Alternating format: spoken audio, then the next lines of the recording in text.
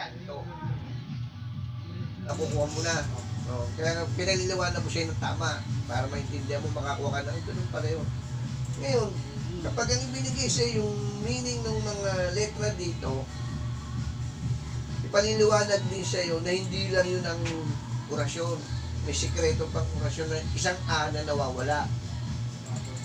Yung Adonai. Kahit mag-umpisa ka sa Aram, Adam, Aksadam, babanggitin mo pa rin yung Adonai. Kasi yun ang kapangyarihan ng apat na A. Pag tatlo lang ang binanggit mo, mahina yung power niya, 20% lang.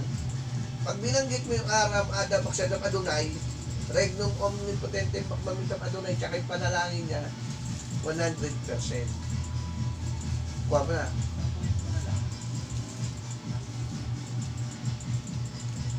Yung Aram, Adam, Aksadam, Adonai, Regnum Omnipotentem Adonai, may panalangin pa yun na mais. Mababa din. Panalangin, tapos yung kahilingan, tsaka yung pambuhay. Para yung kapangyarihan nitong A, pumasok sa kanya. Ngayon, ibig sabihin, yung panalangin kasi puder. Kailangan may puder ka. Hindi pwedeng orasyon lang. Kailangan kasama mo puder. Dahil kung wala kang puder, baklas ka. Paano po yung puder niya? Ano po yung puder sa akin? Yung puder nga, yung panalangin. Panalangin itong apat na A. Ngayon, pag wala ka nung orasyon, wala kayong puder, tapos wala ka pa rin yung debosyon, anong tawag sa'yo? Hindi mo alam anong tawag sa'yo? Walang alam. Nakakaya naman sabihin tanga. Diba? Wala kang alam. Ngayon, ganun. Kaya ang ibig ko sabihin sa'yo, itong aseno, ano ba talagang pangarap mo? Depensa lang. Ito, depensa rin. Kaya lang sa pera, matatko ilagpasan eh. Yung pera, lagpasan din sa'yo. Ang bala, pwede lumagpas sa'yo. Kung alam mo may sikreto, paano lalagpas ang bala sa'yo? Hindi naman, yung apat na wala sa'yo. Yung Roma, wala sa'yo. Yung panalangin ng puder, wala sa'yo. Paano ngayon gagana sa yung kapangyarihan ito? Naglulukop dito. Ngayon, naglulukop dito yung spirito na inkanto. Ngayon ang tanong, pag pumasok ang spirito na inkanto rito, ang pagkain nila, yung orasyon dinadasal mo rito. Ganun yun. Hindi orasyon ng medalya. Spirito nung inkanto. Ito na. Ngayon, hindi mo pa alam kung sinong inkanto yung nasa loob nito pag pumasok. Ngayon, sasabihin niya pag gumana yung orasyon, sabihin natin gumana, kaya lang wala kang idea kung sinong spirito.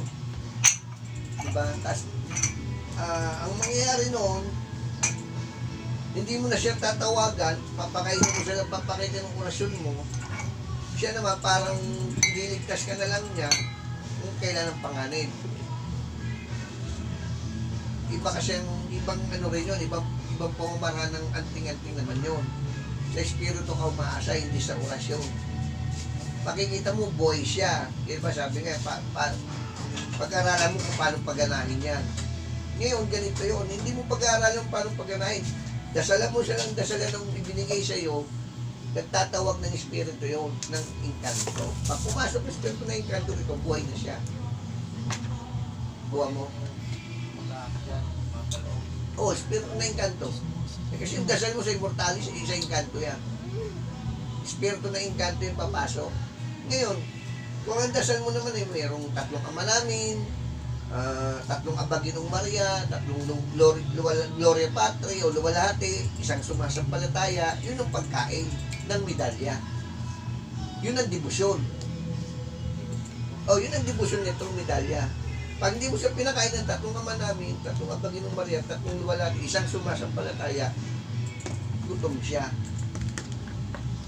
Kasi yun yung pagkain ng medalya, yung tatlong ama namin. Ngayon, ganito. Ito, may sukal pa din. Yung orasyon naman, yun ang orasyon ng gamit. Diba? Ngayon, doon sa orasyon na yun, mayroong poder doon. Ngayon, pag dinasal mo yung poder, siya magliligtas sa'yo. Eh, bago ka manawag ng bahay, babanggitin mo, Aramada, Magsadam, Android, hindi babanggitin mo yun, di ba? O, tsaka yung panalangin. Kahit hindi na yung panalangin.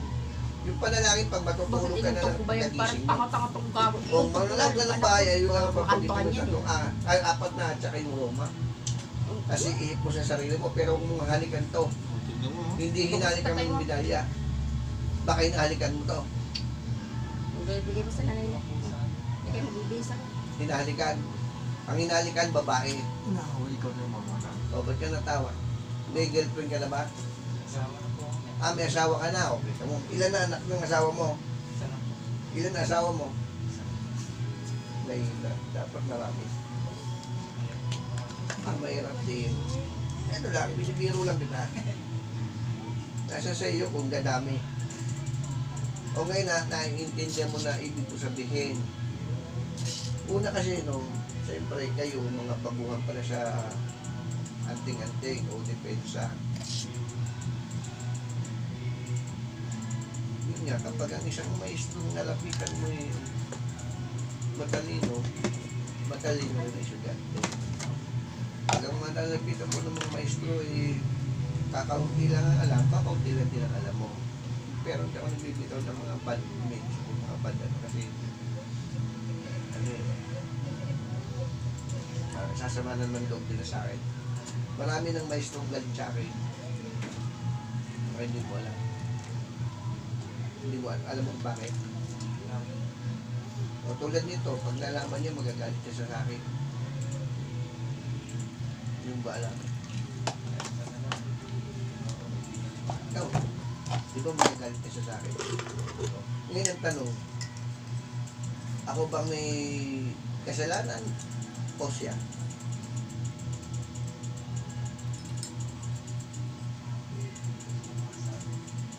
Hindi. Pagkalala mo may ikaw estudyante ka. Ngayon, yun na itinuro sa'yo, nagpunta sa ibang maestro, itinuro sa'yo ng tama. Ngayon ang tanong, sino may kasalanan doon? Hindi naman pwedeng ako Siya po. Kasi hindi niya pinagawa ng tama. Ngayon, hindi siya pwedeng sisihin dahil hindi naman natin alam kung ano yung aral niya eh. Kung ano yung kung saan nanggaling yung aral niya. Tsaka hindi ko siya pwedeng salsalay dahil ang tawag sa kanya maestro. Pero ang tawag sa akin, supremo. Taas pa ang level ko sa maestro. Paano kasi ko pag grandmaster ako nakalaman. Hindi ako pipityo mo yung tanungan lang. Sa akin kasi pinaliliwanag ko mula umpisa hanggang huli. Alpha at Omega, ang kaalaman para ang tao hindi mapahamak sa katotohanan. Ito kasi yung ganitong gamit. Kung ako tatanungin mo ha, kasi ito kapangyarihan. Kapangyarihan to galing. Tawagin anting-anting, di ba? Ngayon kasi ako pag ako nagtuturo, gusto kong ituro sa tao kabanalan. May video na ba kami? Wala pa? Oo, meron na. Wait lang. Nag-replay pa. Ano ka muna? Merenda ka muna. Almusal? Sige na, kamaya. Sa iba yan, may bayad na. Pag sa labas ka kakain. Ano muna tayo? Kape muna tayo. Ano gusto mo? Sa itong maitim o yung maputi? Hindi, kaya na. O, sige.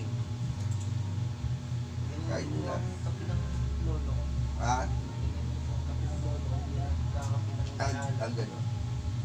Puro po ba yan? Hindi, ano lang to, yung mga nabibla rin, yung pap. Asa na lolo mo? Patay na po. Ay, yung Stepana ko po yun. Maganting din. Opo. Ang alam niya po, ang alam ko po sa kanya, yung po ram. Hindi naman po, baga, umalis po ako sa Mindanao. Alam na po, matanda na po siya. Ganito yun. Dati ang dasal sa Mindanao, lalo na sa PPMA, ang dasal dyan, animatam. Di ba? Alam mo ba yun? Hindi. Kasi po nung natanong po. Ang dasal ng mga mag-aanting sa parting Bisaya at parting Mindanao, animatam. Tapos, si Ruben Ecleo Sr. at iba pang mga mag-aanting nakarating na India. Doon sila nakakuha ng mga nakapapakita ng mga himala, mga milagro. Doon sila nakakuha sa India. Kasi ang India, nandyan yung black magic. Tsaka yung mga milagrong mga librong orasyon dyan, dyan galing yan eh, karamihan. Na dinala rito. Ngayon, yung Quran na yan, galing yan sa libro ng Jugarum. Ang ibig sabihin ng salitang Jugarum, India yan, sa India yan galing.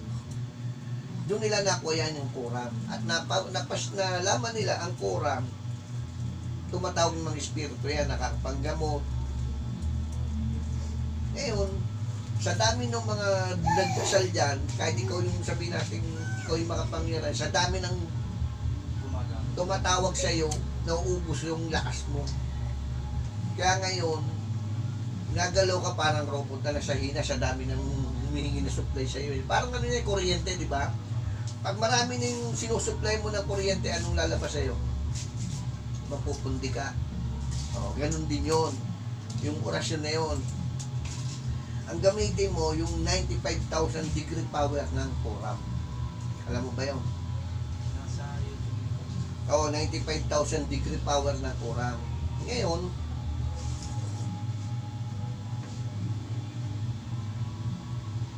merong gumagamit noon. Ano po yung, paano po ang pagdasal mo? Diretso na po o may iba pong Ganun din, unti, tapos yun na, 95,000 degree, mahaba yun. Dadasalin mo na yun. Habang binabasal mo yun, binubulong mo sa gamit, binubulong mo sa ganito. Kaya lang, ang problema doon, may problema pa rin. Ano po? Espiritu pa rin ang papasok. Kuha mo na. Kasi ang Quran, espiritu ang tinatawag yan. Di ba mga, ano ba tawag? PBMA, di ba, ano yan, mga espiritista. O, di, yun ang dasal nila. O, di ibig sabihin, panawag sa mga espiritu yan. Yung espiritu ngayon ang nanggagamot, hindi ikaw. Paano ang pinagkaiba ng puro man sa kayong 95 degree na? May isa lang sila, pero ang pagkakaiba nilang dalawa, yung Quran, 12 salita. Quran, Yuminisi, Minawan, Bilurin, Krasaram, Noem, Desa, Marato, Maxo, Makram, Bekrem, Bekrayam pa nga, di ba? Bekrem, tsaka Bekrayam. O, bakit ka nagtataka? Bakit ko alam yun? Kasi lahat ang pinag-aralan ko. Ngayon yung 95,000 degree power ng Quran, mahaba yun. At tinutukoy na talagang pati buto ng tao, pati espiritu, pati engkanto, nananawagan yun. O kaya sandam katutak na espiritu ang tutulong sa'yo. Kasi 95,000 niya ay degree power. Ngayon, tuwa mga mag-anting daw, lalo na mga haring bakal, ulan, ilaga, kasi nandasal nila, Quran. Tignan mo ang Quran na binagit ko kanina, di ba 12 lang? Ay 13 misteryo ni Kristo yan. Asan na yung isa? Oh. Di ba alam mo yun, yung dasal? So ano yung pang 13? Alam po ang alam ko eh, mura mo yung piso. Sarap mo yung piso, marami from Bikriya. Yun lang po. Bekrayam tsaka Bekrem. Dalawa kasi yan eh. Ano po yun, hindi po Magkaiba ng way yan. Yung Bekrem, yan yung sinasabi nilang pangkumbate. Yung Bekrayam, yan yung tinatawag na panggagamot. Eh, yung pang 13. Kasi ang pamagatan, 13 misteryo ni Kristo. Nawawala yung isa. Kaya yung Quran na nagdadasal mo, 20% lang. Dapat 100%. O, kaya nga di ba yan eh, Quran, Iyom, Minisim, Inowan, Bilurin, Krisaram, Noem, Desam, Aratom, Aksum, Akram, Bekrem o Bekrayam, ang 13, Lumamitam. O, yan na susi. Hindi rin nila itinuro. wala mo rin sila. Hindi nga nila ituturo yan. Kasi kung ituturo nila yan, yung maestro, pwede mo panghigitan. Nakukuha mo kung bakit hindi nila itinuturo. Para sila lang lagi lalapitan ng tao. And then yung wallet. Ngayon, ganito.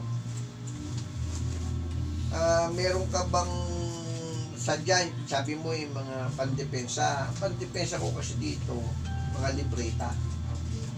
Meron tayong mga medalya. Kaya lang siyempre, ang medalya kasi hindi man akin yun. In-order din, di ba? Pag in-order, nagpaano ko sa paggawaan, siyempre, babayaran ko yun. sabihin na natin ganung halaga. Ngayon,